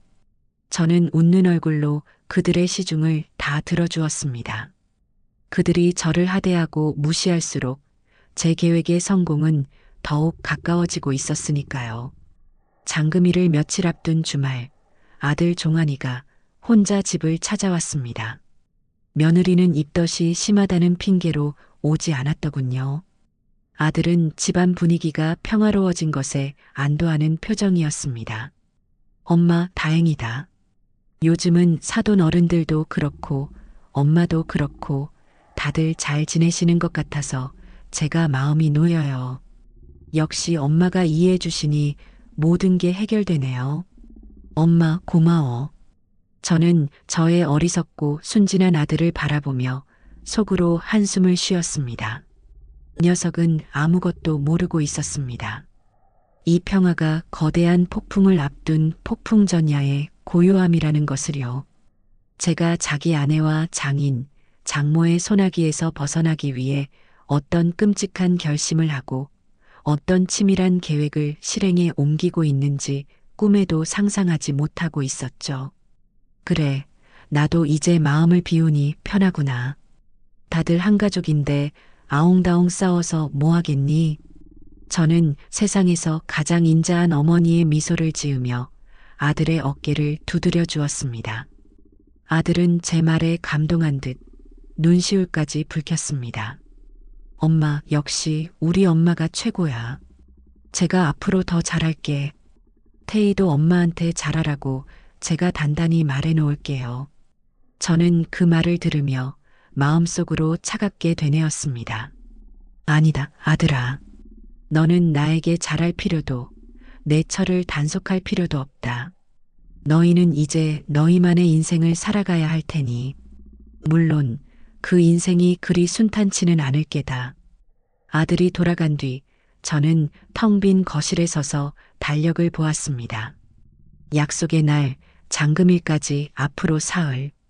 제 인생을 뒤바꿀 심판의 날이 시시각각 다가오고 있었습니다. 저는 두렵지 않았습니다. 오히려 그날이 빨리 오기를, 이 지긋지긋한 연극의 막이 내리기를 간절히 바랄 뿐이었습니다. 모든 준비는 끝났습니다. 이제 남은 것은 그들에게 제가 준비한 지옥을 선물하는 것뿐이었습니다. 심판의 날, 장금일 아침이 밝았습니다. 저는 평소보다 조금 더 일찍 잠에서 깼습니다. 커튼을 젖히자 눈부신 아침 햇살이 쏟아져 들어왔고 제 마음은 이상할 정도로 고요하고 평온했습니다. 지난 몇 달간 저를 짓누르던 불안과 분노의 그림자는 간대었고 오직 비장한 결의만이 남아 있었어요. 잠시 후 제 비밀 휴대폰이 짧게 진동했습니다. 은행에서 온 문자였습니다. 박미순 고객님 계좌에 9억 5천만 원이 입금되었습니다. 저는 액수를 몇 번이고 다시 확인했습니다. 0의 개수를 세고 또 세었죠. 그것은 단순한 돈의 액수가 아니었습니다. 그것은 제 남은 인생의 자유였고 제 손으로 쟁취해낸 승리의 증표였습니다. 저는 조용히 휴대폰을 내려놓고 심호흡을 했습니다. 모든 준비는 끝났습니다. 이제 마지막 막을 올릴 시간입니다. 저는 안방을 나와 부엌으로 향했습니다. 마침 안사돈이 부엌에서 자기가 먹을 아침을 차리고 있더군요. 제가 부엌에 들어서자 그녀는 힐끗 쳐다보며 퉁명스럽게 말했습니다. 일찍 일어나셨네요. 시장하세요? 밥은 알아서 차려 드세요. 저는 빙그레 웃으며 대답했습니다. 아닙니다. 오늘 저녁에 아주 중요한 가족회의가 있을 예정이니 사돈께서 아들 내외에게 꼭 좀 오라고 전해 주십시오. 저녁은 제가 아주 근사하게 차릴 테니 다들 빠지면 안 된다고 신신당부해 주시고요. 제 말에 안사돈은 의아한 표정을 지었습니다. 가족회의요? 무슨 회의요? 저녁에 오시면 알게 됩니다. 아주 중요한 이야기니 꼭 모두 모여야 합니다. 저는 더 이상 설명하지 않고 거실로 나왔습니다. 제 태도에서 무언가 심상치 않은 기운을 느꼈는지 안사돈은 잠시 저를 뚫어져라 쳐다보더니 이내 고개를 갸웃거리며 며느리에게 전화를 걸기 시작했습니다. 아마도 제가 유산상속 이야기라도 꺼내려는 줄 알고 기대에 부풀어 서둘러 딸에게 소식을 전하는 것이겠지요.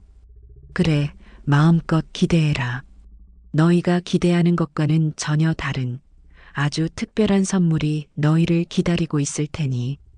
그날 오후 저는 몇 달 만에 처음으로 즐거운 마음으로 요리를 했습니다. 마치 큰 잔치를 준비하는 사람처럼 시장에 가서 가장 좋은 재료들을 아낌없이 사왔습니다. 한우갈비를 사고 싱싱한 화로와 전복도 샀습니다. 그들이 평소에 먹고 싶다고 노래를 부르던 하지만 제가 일부러 해주지 않았던 바로 그 음식들이었습니다. 저는 몇 시간에 걸쳐 갈비찜을 재우고 잡채를 볶고 각종 전을 부쳤습니다. 이것은 그들을 위한 만찬이 아니라 이 집과의 마지막을 고하는 저만의 고별의식이었습니다.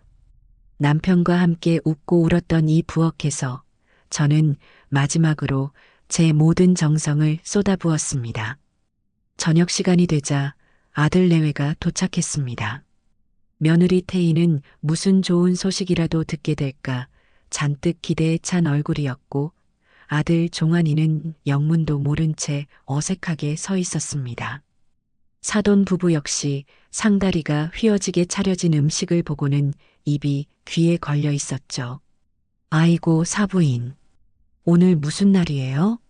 상다리가 부러지겠네. 안사돈이 호들갑을 떨며 말했습니다. 어서들 앉으세요. 오늘을 위해 제가 특별히 준비했습니다. 이 집에서의 마지막 만찬이 될 테니까요. 저는 의미심장한 미소를 지으며 말했지만 그들은 제 말의 진짜 의미를 알아채지 못했습니다. 그저 마지막이라는 단어에 잠시 고개를 갸웃거릴 뿐 곧 눈앞의 진수성찬에 정신이 팔려 개걸스럽게 음식을 먹기 시작했습니다. 저는 거의 먹지 않고 그들의 모습을 조용히 지켜보았습니다. 제 집에서 제 돈으로 차린 음식을 마치 자신들의 승리를 자축하는 전리품처럼 탐하는 그들의 추악한 모습을 제 눈과 마음에 똑똑히 새겨두었습니다. 식사가 끝나고 저는 그들을 모두 거실 소파에 앉혔습니다. 분위기는 최고조에 달해 있었죠. 배를 두드리며 만족스러워하는 바깥사돈, 며느리와 함께 앞으로의 계획에 대해 소곤거리는 안사돈, 그리고 그들 사이에서 멋쩍게 웃고 있는 아들까지. 저는 그들 앞에 놓인 찻잔에 따뜻한 차를 따라주었습니다.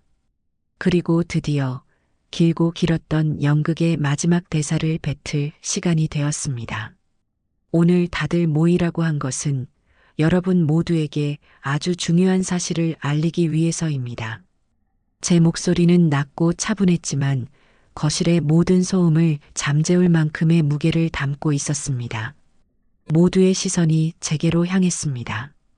저는 잠시 말을 끊고 그들의 얼굴을 하나하나 천천히 뜯어보았습니다. 기대감, 탐욕, 의심, 그리고 무지. 그 모든 표정들을 확인한 뒤 저는 제 가방에서 서류 봉투 하나를 꺼내 테이블 위로 던졌습니다. 오늘부로 이 집은 더 이상 제 집이 아닙니다. 순간 거실의 공기가 얼어붙었습니다. 아무도 제 말의 의미를 이해하지 못하는 듯 서로의 얼굴만 쳐다볼 뿐이었습니다. 바깥사돈이 먼저 입을 열었습니다. 사부인, 그게 무슨 말씀이시오? 집이 사부인 집이 아니라니. 말 그대로입니다. 저기 있는 서류를 읽어보시면 아시겠지요. 이 집, 제가 오늘 팔았습니다. 팔았다는 말. 그 한마디가 거대한 폭탄이 되어 거실 중앙에서 터졌습니다.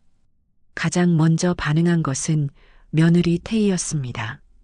그녀는 자리에서 벌떡 일어나 믿을 수 없다는 듯 비명을 질렀습니다. 뭐라고요? 어머니, 지금 제정신이세요? 누구 마음대로 집을 팔아요. 상의도 없이. 미치셨어요?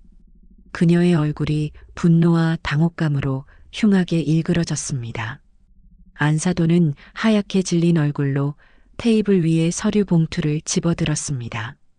그녀는 떨리는 손으로 봉투 안에 부동산 매매 계약서 사본을 꺼내 읽기 시작했습니다.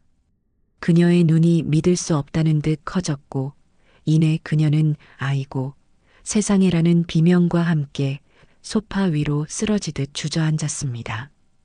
바깥사돈은 안사돈의 손에서 계약서를 낚아채듯 빼앗아 들고는 돋보기 안경 너머로 계약서를 뚫어져라 쳐다보았습니다. 매매 대금과 양수인, 양도인의 이름에 찍힌 제 인감까지 확인한 그의 얼굴은 시뻘겋게 달아올랐습니다. 사부인, 이게 정말이란 말이오. 우리한테 말 한마디 없이 집을 팔다니 이게 사람으로서 할 짓이오. 우리가 어떤 사이인데 우리를 이렇게 기만할 수가 있소. 그는 분노에 차서 저를 향해 손가락질하며 고함을 질렀습니다. 저는 그 모든 아수라장을 조용히 지켜보았습니다. 그리고 가장 큰 충격에 빠져 있는 제 아들, 오종환을 바라보았습니다. 그는 마치 유체이탈이라도 한 사람처럼 텅 빈 눈으로 허공만 응시하고 있었어요.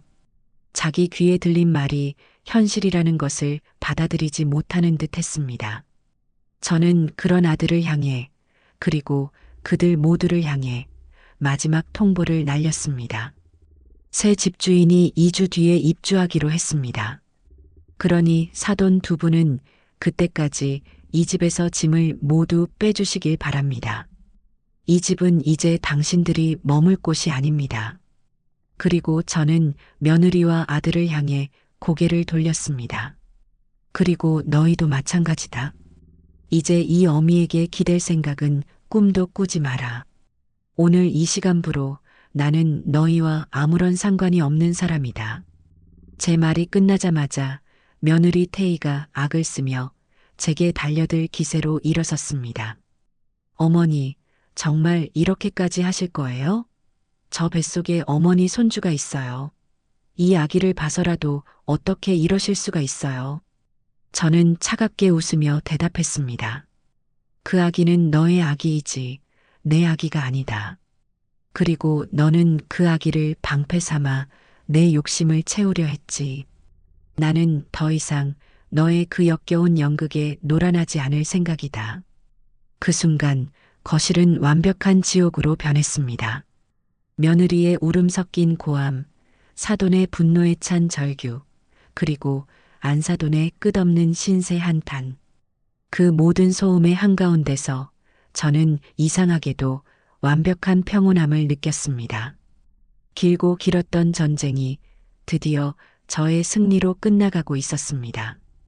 마른 하늘의 날벼락 같았던 그날 밤 이후 저희 집은 서로를 물어뜯는 맹수들의 소굴과 다름없었습니다. 그들은 현실을 받아들이지 못하고 어떻게든 제 결정을 되돌리기 위해 온갖 방법을 동원하기 시작했습니다. 가장 먼저 시작된 것은 눈물과 동정심에 호소하는 작전이었습니다. 안사돈은 매일 아침 제 방문 앞에 와서 사부인, 저희더러 정말 길바닥에 나앉으라는 말씀이세요.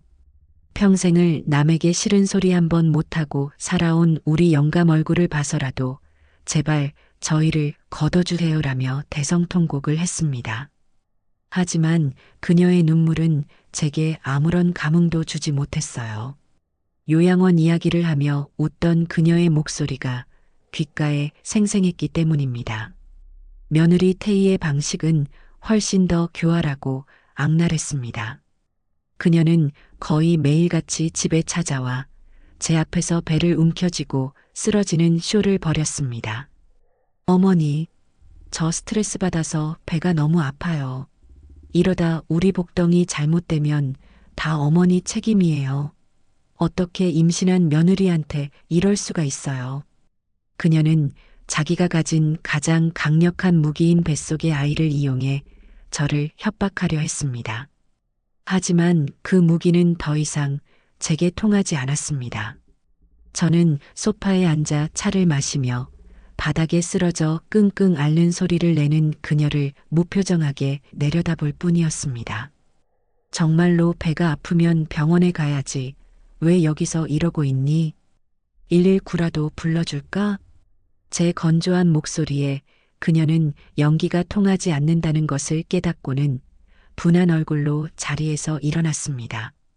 그들의 회유와 협박이 통하지 않자 이번에는 박갓사돈이 나섰습니다.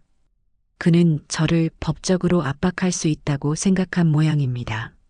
사부인, 이거 명백한 사기요.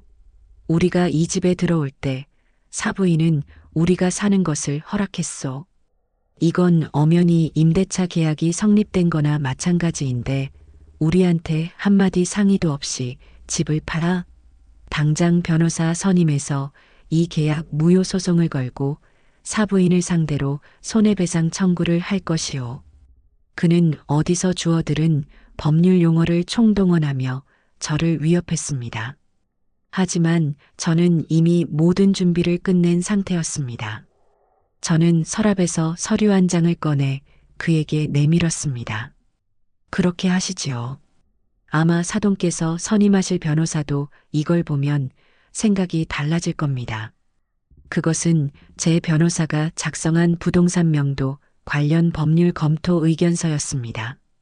그 서류에는 사돈 부부는 월세나 보증금을 낸 사실이 없는 무상 거주자로서 임대차 보호법의 적용을 받지 못하며 집주인의 퇴거 요구에 불응할 시 무단 점유에 해당하여 오히려 집주인에게 손해배상을 해야 할 수도 있다는 내용이 명확하게 적혀 있었습니다. 박갓사돈은 그 서류를 읽어내려가다 얼굴이 흑빛으로 변했습니다. 그들의 마지막 발악마저 무력화되는 순간이었습니다. 이제 그들은 서로를 탓하며 싸우기 시작했습니다. 다 당신 때문이야.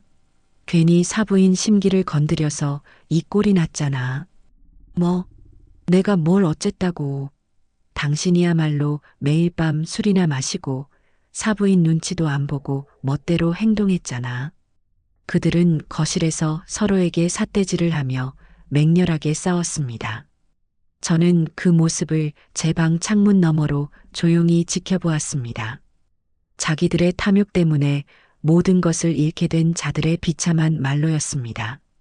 퇴거일이 다가올수록 그들은 절망의 늪에 빠져들었습니다. 당장 갈 곳이 없었기 때문이죠. 그들은 마지막 지푸라기라도 잡는 심정으로 제 아들 종환이에게 매달렸습니다. 종환이는 그들 등살에 못 이겨 제게 와서 무릎까지 꿇었습니다. 엄마, 제가 잘못했어요. 제발 한 번만 용서해 주세요. 장인, 장모님께서 정말 갈 곳이 없으세요. 이 집 계약 어떻게든 물을 수 없어요? 위약금은 제가 어떻게든 마련해 볼게요. 저는 차가운 눈으로 제 아들을 내려다보았습니다. 종환아, 너는 아직도 상황 파악이 안 되니? 이건 용서하고 말고의 문제가 아니다. 그리고 너는 너의 처와 처부모를 책임져야 할 가장이야. 나한테 매달릴 시간에 내 식구들이 살 집이나 알아보는 게 현명할 거다. 결국 그들은 현실을 받아들일 수밖에 없었습니다. 이삿짐 센터에 전화를 걸어 예약을 잡더군요. 저는 부엌에서 들었습니다. 안사돈이 수화기에 대고 이사갈 주소를 말하는 것을요. 그 주소는 바로 아들 내외가 사는 방 2개짜리 좁은 아파트였습니다. 전화를 끄는 안사돈은 그 자리에 주저앉아 소리 없이 눈물을 흘렸습니다. 딸네 집에 얹혀 살게 될 자신의 처지가 얼마나 비참하게 느껴졌을까요? 저는 그 눈물을 보고도 아무런 감정을 느끼지 못했습니다. 자업자득, 인과응보. 그 이상도 이하도 아니었습니다. 드디어 이삿날이 밝았습니다. 아침부터 이삿짐 센터 직원들이 분주하게 집안을 오갔습니다. 사돈 부부의 짐은 생각보다 훨씬 더 많았어요. 그들이 이 집에 들어올 때 가져왔던 온갖 살림살이들이 다시 꾸려져 밖으로 나갔습니다. 저는 소파에 앉아 조용히 책을 읽으며 그 광경을 지켜보았습니다. 그들은 흘끔흘끔 제 눈치를 보았지만 저는 그들에게 단 한 번도 시선을 주지 않았습니다. 마치 투명인간을 대하듯이요. 짐이 모두 빠져나가 텅 비어버린 건넌방을 보며 저는 몇 달 만에 처음으로 깊은 숨을 내쉴 수 있었습니다. 이물질처럼 저를 괴롭히던 것들이 사라진 자리에 원래의 평화와 고요함이 되돌아오고 있었습니다. 마지막 짐까지 모두 실은 이삿짐 트럭이 마당을 빠져나갈 때 안사돈이 제게 다가와 말했습니다. 사부인, 저희가 정말 잘못했습니다. 이렇게라도 말씀드려야 할 것 같아서요. 그녀의 목소리는 힘없이 떨리고 있었어요. 저는 읽던 책에서 눈을 떼지 않은 채 나지막이 대답했습니다. 그 사과는 제가 아니라 사돈의 따님과 사위에게 하셔야지요. 앞으로 신세 질 사람이 그들이니. 제 말에 그녀는 더 이상 아무 말도 하지 못하고 고개를 숙인 채 돌아섰습니다. 트럭이 대문을 빠져나가고 그들의 모습이 완전히 시야에서 사라졌습니다. 저는 그제야 자리에서 일어나 대문 밖으로 나갔습니다. 트럭이 남기고 간 희미한 매연 냄새를 맡으며 저는 비로소 완전한 해방감을 느꼈습니다. 길고 길었던 악몽이 드디어 끝이 났습니다. 그들이 떠난 집은 낯설 정도로 고요하고 평화로웠습니다. 저는 집 안으로 들어와 모든 창문을 활짝 열었습니다. 새로운 공기가 집안을 가득 채웠고 저는 그 상쾌한 공기를 폐부 깊숙이 들이마셨습니다. 이제 이 집은 온전히 저만의 공간이었습니다. 비록 곧 다른 주인의 것이 되겠지만 그 마지막 며칠만이라도 남편과의 추억을 오롯이 느끼고 싶었습니다. 사돈 부부가 떠나고 저는 며칠간 텅 빈 집에서 마지막 시간을 보냈습니다. 그들이 남기고 간 흔적들을 지우며 집안 구석구석을 깨끗하게 청소했습니다. 먼지를 닦아낼수록 이 집과 남편에 대한 소중한 기억들이 더욱 선명하게 되살아나는 것 같았어요. 마지막 날 밤, 저는 거실 소파에 앉아 남편의 사진과 마주보며 조용히 와인 한 잔을 기울였습니다. 여보, 나 잘했지요? 당신이 남겨준 이 집, 더러운 것들에게 완전히 빼앗기기 전에 내 손으로 잘 지켜냈어요. 이제 나도 당신을 이 집에 남겨두고 나만의 새로운 삶을 시작하려 해요. 하늘에서 부디 나를 응원해 주세요. 약속한 날 저는 새 주인에게 집 열쇠를 넘겨주었습니다. 그들은 제게 연신 고맙다고 인사를 하며 이 집을 소중히 가꾸겠다고 약속했습니다. 저는 그들에게 행운을 빌어준 뒤 작은 짐가방 하나만을 든 채 그 집을 나섰습니다. 뒤돌아보지 않았습니다. 더 이상 미련도 후회도 없었기 때문입니다. 제가 새로 이사한 곳은 도심에 위치한 작지만 최신 시설을 갖춘 아파트였습니다. 혼자 살기에는 충분히 넓고 쾌적한 공간이었죠. 가장 마음에 드는 것은 거실의 큰 창으로 보이는 탁 트인 도시의 전경이었습니다. 저는 이사 첫날 짐도 풀지 않은 채 한참 동안이나 그 창밖을 내다보았습니다. 수많은 불빛이 반짝이는 도시의 야경을 보며 저는 이제 저 역시 저 불빛들 중 하나가 되어 새로운 이야기를 시작해야겠다고 다짐했습니다. 그날 밤 저는 몇 달 만에 처음으로 그 누구의 방해도 받지 않고 깊은 잠을 잘 수 있었습니다. 아침에 눈을 떴을 때 느껴지는 그 상쾌함과 평온함은 제가 지난 몇 달간 치른 전쟁에 대한 최고의 보상이었습니다. 새로운 삶은 활기찼습니다. 저는 그동안 소홀했던 제 자신을 돌보기 시작했습니다. 아침에는 아파트 커뮤니티 센터에서 요가와 필라테스를 배우고 오후에는 오랫동안 연락이 끊겼던 친구들을 만나 점심을 먹고 수다를 떨었습니다. 친구들은 제 얼굴이 예전보다 훨씬 편안하고 좋아졌다고 입을 모아 말했어요. 저는 제가 얼마나 오랫동안 제 자신의 삶을 잃어버리고 살았는지 깨달았습니다. 저녁에는 혼자서 조용히 음악을 듣거나 보고 싶었던 영화를 보며 오롯이 저만을 위한 시간을 가졌습니다. 누구의 눈치도 볼 필요 없고 누구의 비위를 맞출 필요도 없는 완벽한 자유. 저는 비로소 제 이름 박미순으로 사는 기쁨을 되찾고 있었습니다. 그러던 어느 날 아들 종환이에게서 전화가 걸려왔습니다. 그의 목소리는 잔뜩 잠겨 있었고 깊은 피로와 절망감이 묻어났습니다. 엄마, 잘 지내? 그래, 나는 잘 지낸다. 무슨 일이니? 제 무미건조한 대답에 아들은 한참을 머뭇거리다 힘겹게 입을 열었습니다. 엄마, 나 정말 죽을 것 같아. 집이 좁은데 장모님까지 같이 계시니 매일이 전쟁이야. 태희는 임신해서 예민해져 있지. 장모님은 살림이 자기 마음에 안 든다고 사사건건 잔소리하시지. 장인어른은 하루 종일 소파에 누워 텔레비전만 보시고. 나 정말 숨이 막혀서 집에 들어가기가 싫어. 그의 하소연을 들으며 저는 아무런 감정도 느껴지지 않았습니다. 그가 겪고 있는 지옥은 불과 몇 주 전까지만 해도 제가 겪었던 바로 그 지옥이었습니다. 그래서 나더러 뭘 어쩌라는 거니? 제 차가운 물음에 아들이 울먹이며 말했습니다. 엄마, 내가 정말 잘못했어. 엄마가 그때 왜 그렇게 힘들어했는지 이제야 알겠어. 제발 다시 예전으로 돌아가면 안 될까? 엄마가 얻은 새 아파트, 우리랑 같이 살면 안 돼? 아니면 작은 집이라도 하나 얻어서 장모님 나가 사실 수 있게 도와주면 안 될까? 내가 평생 엄마한테 잘할게. 저는 그의 말에 실소를 터뜨렸습니다. 그는 아직도 정신을 차리지 못하고 있었습니다.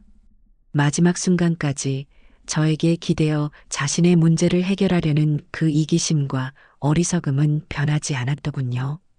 저는 단호하게 말했습니다. 종환아, 잘 들어라. 너는 이제 어린애가 아니야. 한 여자의 남편이고 곧 태어날 아이의 아버지가 될 사람이다. 내가 선택한 가족이니 그 책임은 온전히 너의 몫이야. 다시는 나에게 그런 헛된 기대를 품지 마라. 나는 이제 너의 문제를 해결해주는 사람이 아니라 나 자신의 인생을 살아갈 사람이다. 앞으로는 힘들고 어려운 일이 있어도 스스로 해결하는 법을 배우렴. 그게 진짜 어른이 되는 길이다. 저는 그 말을 끝으로 전화를 끊었습니다. 다시는 그에게서 전화가 오지 않았으면 좋겠다고 생각했습니다. 제가 아들에게 너무 매정하게 군 것일까요? 잠시 그런 생각이 들었지만 이내 고개를 저었습니다. 때로는 매정한 사랑이 자식을 더 강하게 키우는 법입니다. 그는 이제 스스로의 힘으로 일어서야만 합니다. 가끔 동네 친구들을 통해 사돈댁과 아들 내외의 소식이 간간히 들려왔습니다. 결국 안사돈과 며느리 사이의 갈등이 폭발해서 사돈 부부가 고시원 같은 작은 월세방으로 쫓겨나듯 나갔다는 이야기. 아들과 며느리 역시 매일같이 싸우며 뱃속의 아이를 핑계로 이혼만은 간신히 면하고 있다는 이야기. 그 소식을 들을 때마다 저는 그들을 동정하는 대신 제 자신의 선택이 얼마나 현명했는지를 다시 한번 확인할 뿐이었습니다. 저는 오늘 저녁에도 창가에 앉아 도시의 야경을 내려다봅니다. 수많은 불빛 속에서 저마다의 사연을 안고 살아가는 사람들을 생각합니다. 저 역시 그들처럼 제게 주어진 남은 시간을 소중하고 행복하게 가꾸어 나갈 겁니다. 남편이 남겨준 집을 판 돈은 제 노후를 편안하게 보내기에 충분합니다. 저는 그 돈으로 여행도 다니고 새로운 것도 배우며 제2의 인생을 마음껏 즐길 생각입니다. 사람들은 말합니다. 가족이란 무슨 일이 있어도 함께해야 하는 존재라고요. 하지만 저는 이제 이렇게 생각합니다. 진정한 가족이란 서로의 삶을 존중하고 배려할 때 비로소 완성되는 것이라고.